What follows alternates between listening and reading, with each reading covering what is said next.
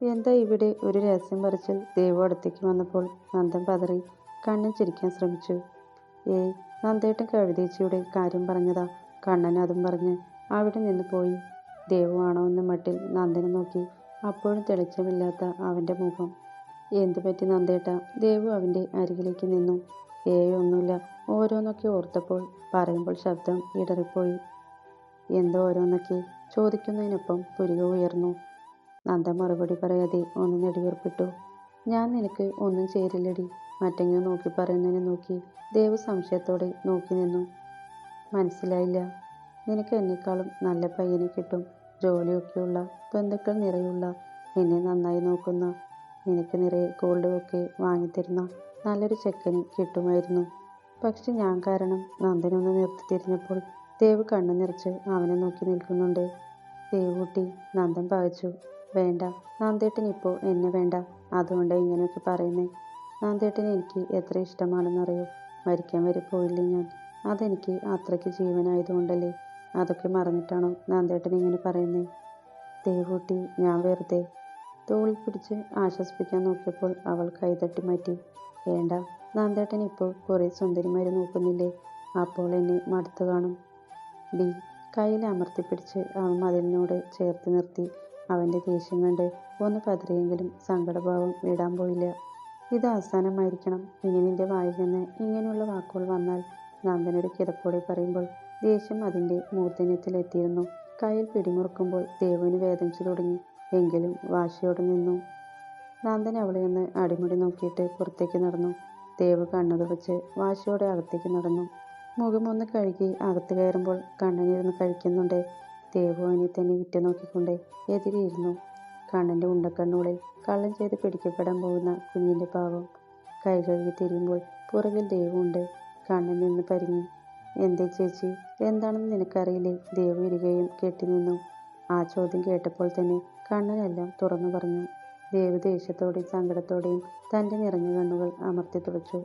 കണ്ണൻ, ബൈക്കെടുക്ക്, നമുക്ക് ഒരിടം വരെ പോകണം. ദേവ് വേഗം അകത്തേക്ക് കയറിയപ്പോൾ കണ്ണനും ഉമ്മറത്തെത്തി. ഷോൾ തിരിച്ച് അവൾ വേഗം ബൈക്കിൽ കയറി. ഒന്നും പറയാതെ തന്നെ കണ്ണൻ ദേവുവിൻ്റെ വീട്ടിലേക്ക് പോയി. മുറ്റത്തെത്തിയതും വളരെ വേഗത്തിൽ ഇറങ്ങിക്കൊണ്ട് അകത്തേക്ക് പോയവളെ നോക്കി കണ്ണൻ ഭയത്തോടെ ഉമിഞ്ഞു കിറക്കി. ദേവു അകത്തേക്ക് ചെല്ലുമ്പോൾ ഹാളിൽ ശോഭയുണ്ട്. എല്ലാവരും അവളെ കണ്ട് അതിശയത്തോടെ നോക്കി. നീ വരില്ലെന്ന് പറഞ്ഞിട്ട് മാലിനി ചിരിയോടെ ശോഭയ്ക്ക് ചായ കൊടുത്തു. ശോഭ ഭയത്തോടെ ദേവുവിനെ നോക്കി ചിരിക്കാൻ ശ്രമിച്ചു.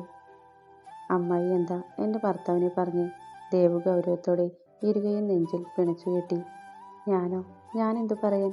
ശോഭ പതർച്ചയോടെ പറഞ്ഞു എഴുന്നേൽക്കുമ്പോൾ നാരായണൻ മാലിന്യം കാര്യം എന്താണെന്ന് അറിയാതെ പരസ്പരം നോക്കുന്നുണ്ടായിരുന്നു.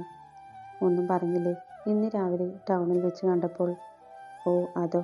അത് പിന്നെ ഉള്ളത് പറഞ്ഞതല്ലേ. നിന്റെ സ്വർണം മുഴുവൻ എടുത്തു വിറ്റിട്ടല്ലേ അവൻ ജീവിക്കുന്നേ. നിന്റെ സ്വർണം വിറ്റോ? ആര്? നന്ദനോ? നാരായണൻ ചാടി എഴുന്നേറ്റു. കണ്ടോ ഏട്ടാ, ഇവളുടെ സ്വർണം വിറ്റിട്ടാ അവൻ ചെലവിന് പൈസ കണ്ടെത്തുന്നത്. കള്ളത്തേണ്ടി. ശോഭ പറഞ്ഞ് മുഴുപ്പിച്ചതും കവിളിൽ തരിപ്പ് പടർന്നു. കവിൾ ഭാഗം അടർന്നു പോകുന്ന പോലെ തോന്നി അവൾക്ക്. ചെവിയിൽ നിർത്താതെയുള്ള മൂളൽ. ശോഭ നിന്നിടത്ത് നിന്ന് തളർച്ചയോടെ സോഫയിലേക്ക് ഇരുന്നു പോയി. ദേവു, നാരായണൻ അലറിയപ്പോൾ ദേവു കൈകൊടിഞ്ഞു. ദേ, പ്രായത്തിന് മൂത്തവരെ തല്ലുന്നത് ശരിയല്ലെന്നറിയാം. പക്ഷെ ഞാനിതിപ്പോൾ തന്നില്ലെങ്കിൽ ഞാൻ നന്ദേട്ടൻ്റെ ഭാര്യ ആയിരിക്കുന്നതിൽ അർത്ഥമില്ല. അവിടെ വെച്ച് നിങ്ങളെ നന്ദേട്ടനെ എതിർത്ത് പറഞ്ഞിരുന്നെങ്കിൽ കൂടി ഞാനിത് ചെയ്യില്ലായിരുന്നു. പക്ഷെ എല്ലാം കേട്ട് തലതാഴ്ത്തി മിണ്ടാതെ നിന്നിട്ടും നിങ്ങൾ വിട്ടില്ല. ഇപ്പോൾ എൻ്റെ മുന്നിൽ വെച്ചും എൻ്റെ ഭർത്താവിനെ അപമാനിച്ചാലുണ്ടല്ലോ, പിഴുതെടുക്കും നിങ്ങളുടെ നാക്ക്. ദേവു ഭ്രാന്തമായി ശോഭയുടെ മുഖത്തേക്ക് മുഖം അടുപ്പിച്ച് പറഞ്ഞപ്പോൾ അവർ ഭയത്തോടെ തലയാട്ടി. ദേവു, അത് നിന്റെ അമ്മായിയാണ്, അമ്മയ്ക്ക് തുല്യം. ഇതിനുള്ള ശിക്ഷ നിനക്ക് കിട്ടും, നാരായണൻ പറഞ്ഞു.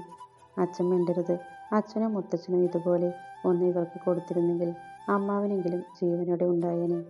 ഇവരുടെ ആർത്തി കാരണം കടം വാങ്ങിയല്ലേ അമ്മാവൻ തൂങ്ങി മരിച്ചത്. അന്ന് ആ കടം തീർക്കാൻ ഇവരുടെ സ്വർണം കൊടുത്തിരുന്നെങ്കിൽ അമ്മാവൻ ഇന്നും ഇവരുടെ കൂടെ ഉണ്ടായേനെ. ഇങ്ങനെ അത്യാർത്തിയുള്ള ഒരു സ്ത്രീ. ദേവ് വെറുപ്പോടെ മുഖം തിരിച്ചു. എത്രയൊക്കെ ന്യായീകരിച്ചാലും നീ ചെയ്തത് തെറ്റാണ് ദേവു. കൺമുന്നിലെ കാഴ്ചയുടെ പകപ്പ് മാറാതെ മാലിനി മോളെ കുറ്റപ്പെടുത്തി. ആവാം, പ്രായം വെച്ച് നോക്കുമ്പോൾ ഇത് തെറ്റാണ്. പക്ഷെ ഒരു ഭാര്യ എന്ന നിലയ്ക്ക് എനിക്കിത് തെറ്റല്ല. ഇനിയും ഇവരുടെ നാക്ക് എൻ്റെ ഭർത്താവിന് ചൊറിയാൻ നിന്നാൽ അപ്പോൾ ഇതായിരിക്കില്ല ഞാൻ ചെയ്യുന്നത്. ദേവ് കിതപ്പോടെ പറഞ്ഞിട്ട് പുറത്തേക്കിറങ്ങി. പിന്നെ കലിമാറാതെ അകത്തേക്ക് വീണ്ടും വന്നു. അല്ലെങ്കിലും ഞാൻ ചോദിക്കാം, എൻ്റെ സ്വർണത്തെക്കുറിച്ച് ചോദിക്കാൻ നിങ്ങളാരാ? നിങ്ങൾക്കതിൽ എന്താ അവകാശം? ദേവ് പറഞ്ഞപ്പോൾ ശോഭ ദയനീയമായി തൻ്റെ ഏട്ടനെ നോക്കി. ആ സ്വർണം എൻ്റെ മൂത്ത അമ്മായിയുടെ അല്ലേ മുത്തച്ഛൻ കൊടുത്തത്? എന്നിട്ട് നിങ്ങൾ കൊടുത്തോ? ഇല്ലല്ലോ. അതിൽ നിന്ന് പകുതിയും നിങ്ങളല്ലേ എടുത്തത്? സ്വർണ്ണം എന്ന് പറയുന്നത് ആവശ്യങ്ങൾക്ക് ഉപയോഗിക്കാനുള്ളതാ, അല്ലെങ്കിൽ അത് വെറും ആഭരണം തന്നെയാ. അന്തസ്സ് കാണിക്കാൻ ഇട്ട് നടക്കുന്ന വെറും ആഭരണം. എൻ്റെ ആഭരണം ഞാൻ എൻ്റെ കെട്ടിയവനല്ലേ കൊടുത്തത്. അതിലെനിക്കില്ലാത്ത വേദനയൊന്നും നിങ്ങൾക്കും വേണ്ട. ഇനി എൻ്റെ നന്ദേട്ടനെ എന്തെങ്കിലും പറയാൻ വന്നാൽ ഇതുപോലെ നിങ്ങൾ വീണ്ടും വേദനിക്കും, ഓർത്തോ. ദേവോ പറയുന്നേ. തീ പറന്ന കണ്ണുകളോടെ ഉമ്മറത്തേക്ക് ഇറങ്ങുമ്പോൾ ഉമ്മറത്ത് ഒളിഞ്ഞു നിന്ന കണ്ണൻ ഓടി വന്ന് ബൈക്കിലിരുന്നു. കണ്ണൻ കണ്ണാടിയിലൂടെ ഒന്ന് നോക്കി. ഇല്ല, മുഖം ഇപ്പോഴും വലിഞ്ഞു മുറുകി തന്നെ. ഇതൊന്നും നന്ദേട്ടൻ അറിയണ്ട. ദേവ് ബൈക്കിൽ നിന്ന് ഇറങ്ങുമ്പോൾ കണ്ണനെ നോക്കി. അവൻ ദയനീയമായി ചിരിച്ചു. എനിക്കറിയാം നീ പറയും. അത് പിന്നെ പറഞ്ഞില്ലേ എനിക്ക് സമാധാനം ഉണ്ടാവില്ല ചേച്ചി, കണ്ണൻ പറഞ്ഞു. ദേവ് ചെറിയ പുഞ്ചിരിയോടെ തലയാട്ടി അകത്തേക്ക് കയറി. ദേവ് അടുക്കളയിൽ ചെല്ലുമ്പോൾ രമ്യ രേഷ്മയും ഉച്ചയ്ക്കുള്ള ഫുഡ് തയ്യാറാക്കുന്നുണ്ട്. ആശാൻ എപ്പോഴും കിടപ്പ് തന്നെയാണ്. തന്നെയും ലാവണ്യം പകൽ ഉണ്ണിയെ നോക്കും. നീ എവിടെ പോയതാ? രേഷ്മ ചോദിച്ചു. ഷോൾ മാറ്റിയിട്ട് ദേവ് രേഷ്മയ്ക്കൊപ്പം പയറൊടിക്കായിരുന്നു. വീട്ടിൽ പോയതാ. ദേവ് അമ്മായി അടിച്ചതൊഴിച്ച് ബാക്കിയെല്ലാം പറഞ്ഞു. പോരായിരുന്നു ദേവിക, തള്ളക്കിട്ട് ഒരെണ്ണം പൊട്ടിച്ചിരുന്നാൽ ഞാൻ നിനക്ക് കൈ തന്നേനെ. രമ്യ ഷേക്ക് ഹാൻഡ് കാണിച്ചു. ദേവ് പുഞ്ചിരിച്ചേ ഉള്ളൂ. തല്ലിയെന്ന് പുറത്തു പറഞ്ഞാൽ ശരിയാവില്ല. എത്രയൊക്കെ ആയാലും പ്രായം ബഹുമാനിക്കണ്ടേ. തൽക്കാലം ഇത് ആരും അറിയണ്ട. ആ ദേവിക്ക് ഒരെണ്ണം കൊടുക്കാമായിരുന്നു. രേഷ്മയും അത് ശരിവെച്ചു. ഓ, തല്ലാനൊന്നും നിന്നില്ല. ഒന്നുമില്ലെങ്കിലും അതിൻ്റെ പ്രായം ബഹുമാനിക്കണ്ടേ, ദേവ് പറഞ്ഞു. ഉവ്വ, പ്രായം. ഇങ്ങനെ കുറച്ച് ആൾക്കാരുണ്ട്. നമ്മുടെ ദിനേശിൻ്റെ അമ്മ. ആ കെട്ടിയോ നല്ലതാണെങ്കിൽ ഇവറ്റൊക്കെ ഇങ്ങനെ നാക്കിന് ലൈസൻസ് ഇല്ലാതെ ഓരോന്ന് പറയൂ, രേഷ്മ പറഞ്ഞു. ആ, എന്നാലും സ്നേഹയുടെ കാര്യം കഷ്ടം തന്നെ. പാവം വയറ്റിലൊരു കൊച്ചും. ഇനി ദിനേശ് തിരികെ വന്നില്ലെങ്കിൽ അതിൻ്റെ അവസ്ഥ എന്താവും, രമ്യ പറഞ്ഞു. വന്നില്ലെങ്കിൽ സ്നേഹം മുമ്പ് സ്നേഹിച്ചൊരു ചെറുക്കനില്ലേ, അവനെ കൊണ്ട് കെട്ടിക്കണം, രേഷ്മ പറഞ്ഞു. ദേവി ഞെട്ടലോടെ മുഖം ഉയർത്തി. ഉവ്വ, ആ ചെക്കൻ വേറെ കെട്ടിക്കാണും, രമ്യ പറഞ്ഞു. അപ്പോൾ ആ ചെക്കൻ്റെ അല്ലേ കൊച്ച്? ദിനേശിൻ്റെ തന്നെയാണോ ആവോ, ആർക്കറിയാം, രമ്യ പറഞ്ഞു. പാത്രം കഴിയില്ലല്ലോ, ഞാൻ കഴുകാം, ദേവ് എഴുന്നേറ്റു.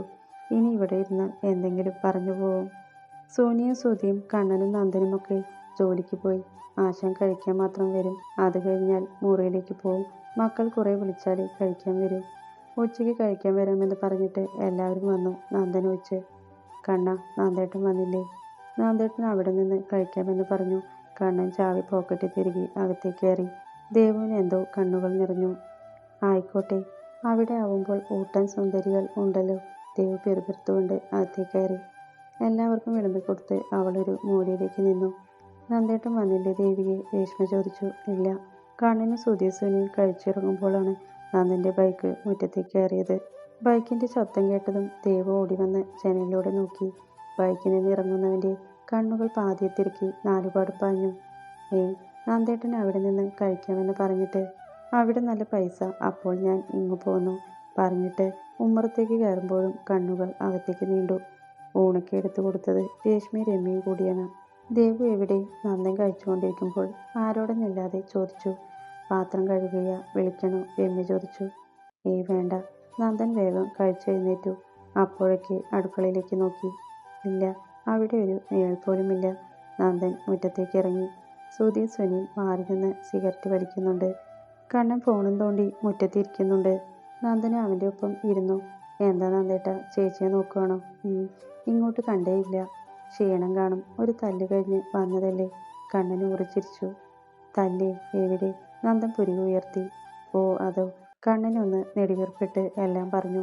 എല്ലാം വിസ്തരിച്ചു പറയുമ്പോഴും കണ്ണൻ്റെ കൈകൾ ഓരോ ആക്ഷൻ കാണിക്കുമ്പോഴും നന്ദൻ്റെ മനസ്സിൽ അതെല്ലാം തെളിഞ്ഞു കണ്ടു. നന്ദൻ ചിരിച്ചുപോയി.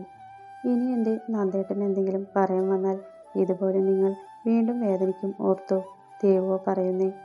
ദേവ് പറഞ്ഞത് ഒന്നുകൂടി മനസ്സിലോർത്തു. ശരീരം മൊത്തം ഒരു കുളിര് നിറഞ്ഞു. ഇവളാര് പെൺകുണ്ടയോ? ചിരിക്കുമ്പോൾ നുണക്കുഴിക്ക് പോലും സന്തോഷം. നന്ദൻ്റെ കണ്ണുകൾ അവളെ കാണാൻ വെമ്പൽ കൊണ്ടു. നേരെ എഴുന്നേറ്റ് വീടിൻ്റെ സൈഡിലൂടെ അടുക്കള മുറ്റത്തേക്ക് നടന്നു. വീട് കഴിഞ്ഞാൽ പാടമാണ്. അത് കഴിഞ്ഞാൽ റെയിൽവേ പാളവും. പാളത്തിൻ്റെ അടുത്ത് തന്നെ ഒരു കുളമുണ്ട്. വിവാഹത്തിന് മുമ്പ് ഇവിടെ വരുമ്പോൾ കുളത്തിലൊക്കെ ഇറങ്ങി കുളിച്ചിട്ടേ പോവൂ. നന്ദൻ നടന്ന് അടുക്കള ഭാഗത്തെത്തിയപ്പോൾ ദേവു തെങ്ങിൻ്റെ കടക്കയിരുന്ന് പാത്രം കഴുകുന്നുണ്ട്.